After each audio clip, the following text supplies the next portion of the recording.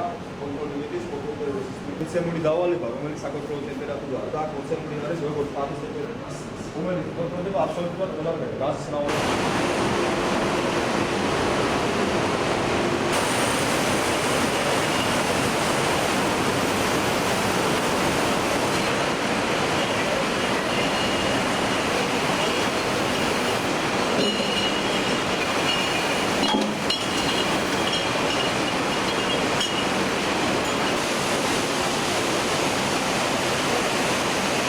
ქსნის მინის ქარხანაში ვიმყოფებით, ეს არის ინვესტიცია, სადაც არის დასაქმებული 370 ადამიანი. შარშან გაკეთდა დამატებით დაახლოებით 21 მილიონი დოლარის ინვესტიცია, გაიზარდა წარმოება.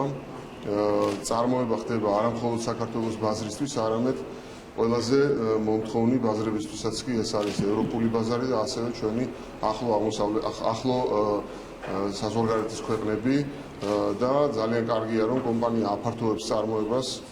ჩვენ გქონდა დღეს განხილვა იმ შესაძლო ბერკეტების, რითიც შეიძლება რომ ჩვენ მაქსიმალურად ხელი შევუწყოთ ამ წარმოებას და კიდევ უფრო გაიზარდოს დასაქმება ამ წარმოებაში. ძალიან კარგია რომ 370 ადამიანი არის დასაქმებული და დასაქმების მიხედვით ეს კომპანია მართლაც ერთ-ერთი ლიდერია. ჩვენ ყველანაირად შევუწყობთ ხელს ამ წარმოებას და მაქსიმალურად მივეხმარებით ასევე საექსპორტო ბაზრებზე, რომ იქ არ მოხდეს რაიმე შეფერხება. The company is already working to the world standards now by quality.